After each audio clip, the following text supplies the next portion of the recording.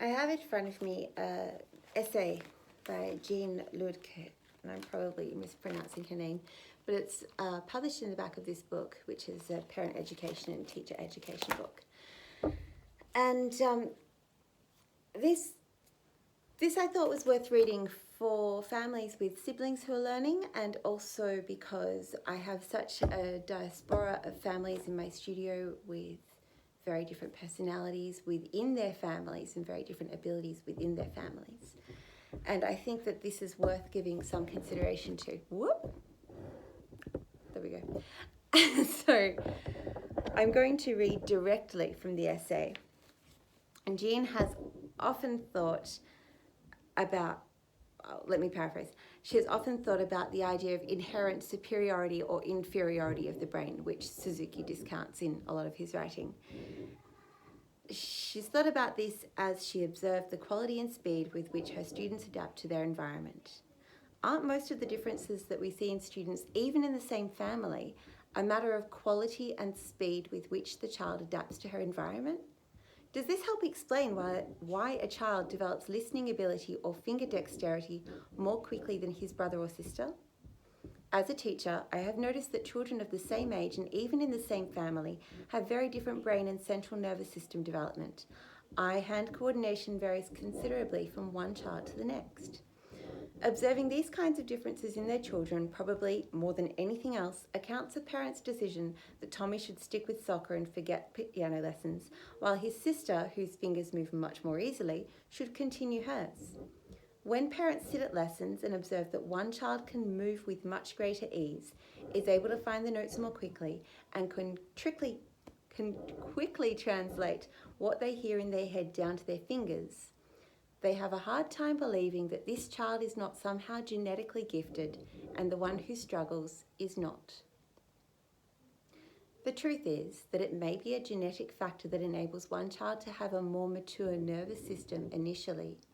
But if we will allow each child whatever they need in terms of proper teaching, repetition, and support, all can learn the literature and play it well. The slower child will generally catch up if given the training they need. They will not, however, learn at the same speed, and this is the hang-up for most parents and students as well.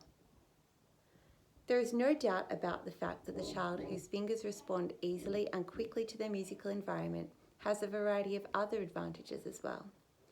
The success that child experiences in being able to play the pieces more easily causes a snowball effect, in which the reactions of others to their learning greatly increase their interest and appreciation for what they are learning.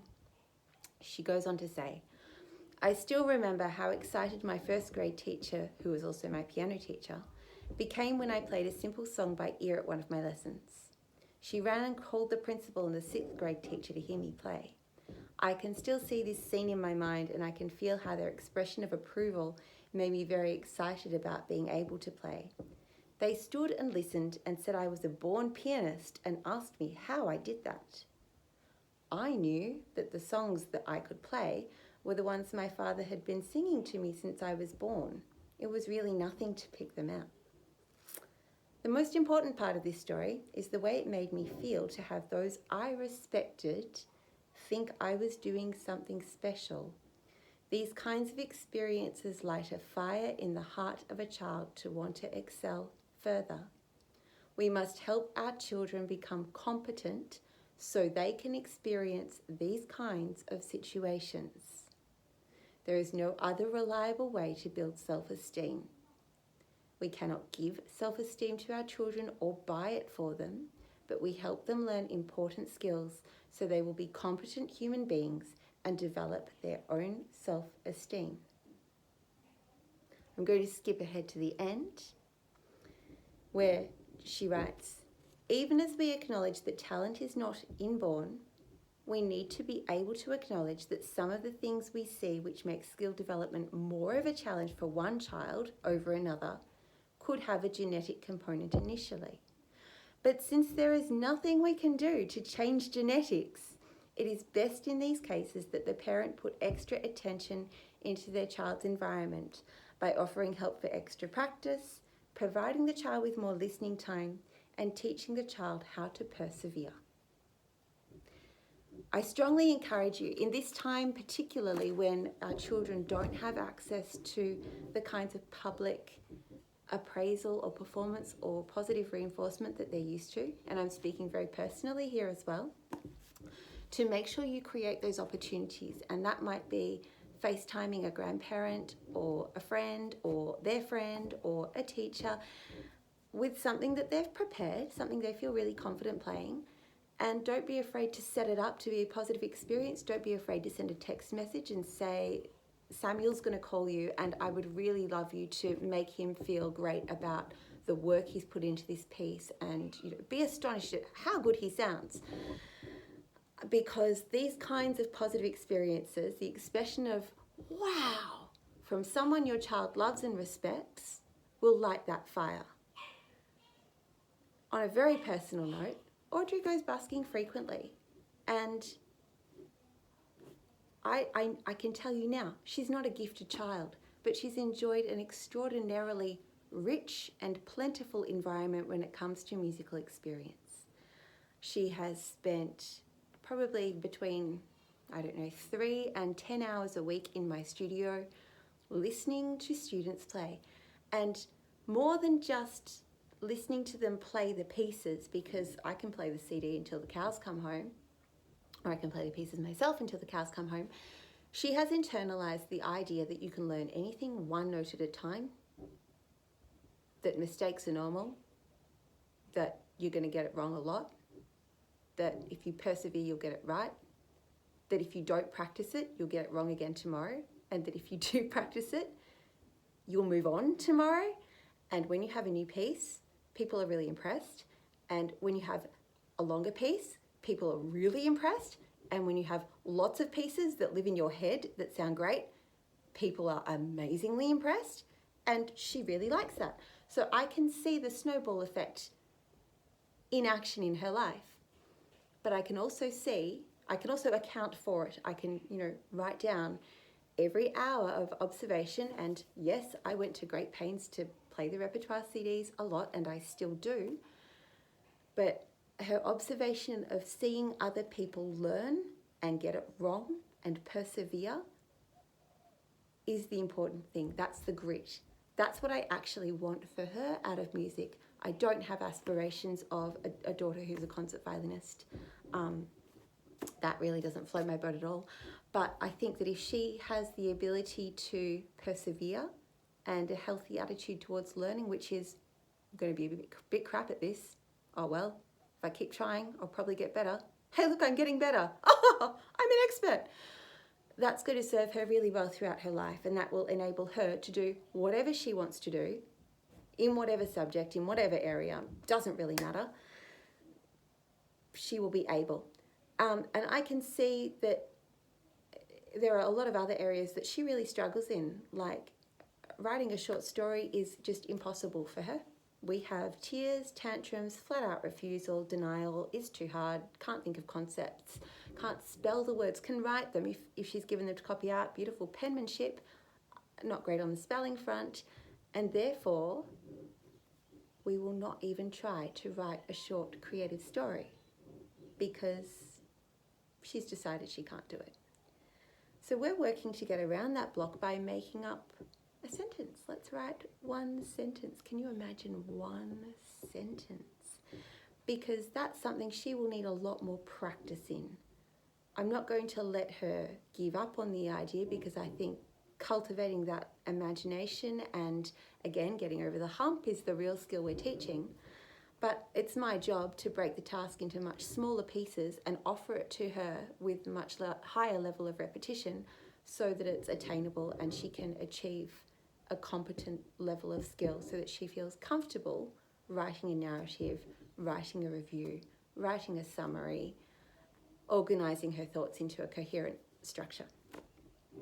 So what we really said, I like this, I think it's good, I think it's a good reminder that every child is starting in a different place and that every child has the capacity to excel. Some children will need 4 repetitions, some will need 40, some will need 400. Some children's brains will need 4 repetitions, but their fingers will need 4,000. That's just life. And as always, the challenge for us as parents is to structure that progression in such a way that even though their brain understood what they were supposed to do at repetition number 4, we support them so that their fingers can also master the skill and they can get that level of competency and enjoy the snowball effect that takes them onto excellence and confidence and I have totally got this. I had a wonderful Zoom lesson today with Ollie and Alex, and I was watching Ollie play French folk song with Alex, and he now had, Ollie, because he's now at the end of Cello Book 1, by teaching French folk song to Alex, he's unconsciously developed the ability to talk while he's playing, which is, look, I couldn't do that until I was an adult and 16 and I started teaching. I really hadn't thought about it much, and suddenly when you start teaching, you just have to do that. You have to keep playing and talk at the same time. But I found it really challenging at the start, and I had to practice. I would stand in my room and I would play like book 2 pieces and try and imagine saying the bowing or saying, oh, keep your bow straight, or where's the Kreisel Highway? I would stand there doing that, looking like a loony, talking to myself. Today, watching Ollie do this with Alex, he's achieved a level of mastery by teaching the piece to someone more junior, which means he can talk through it. And that's amazing, because what it means for his more difficult pieces is that I can get him to talk through them and break them down a bit more, because he's learned how to teach someone something. If he can teach his little brother how to play the piece, he can teach himself how to play the piece.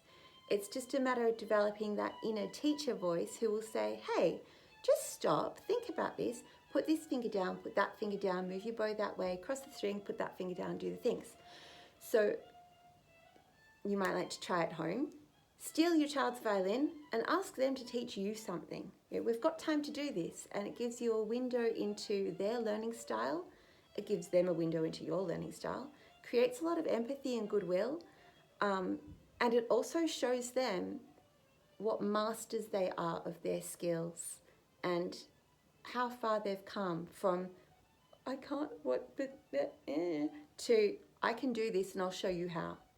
So if you have the time, I hope that you do. I hope that we're not all, frantically hammering at our computers and schedules and all the things. I know a lot of people are juggling really hard right now, but try to find that time where you can let your child teach you something, because it lets them blossom into a level of mastery. And I would really dearly love for my more advanced students to send or to post videos into the Facebook group of some easier pieces to let the littler or the less advanced kids catch those skills. And I'm sure that we will all be on hand to give positive feedback and to say, thanks so much, your bow is so straight. Now look at my bow, it's improved heaps. So, I guess the takeaway is to look at your child and to think about how the environment and the structure that we provide them with supports them, and to let their strengths flow and develop their weak spots or support their weak spots so that they can achieve a level of competency that will flow over into all other areas of their life and give them the ability to learn whatever they want. That's really what we're going for. Thanks for tuning in.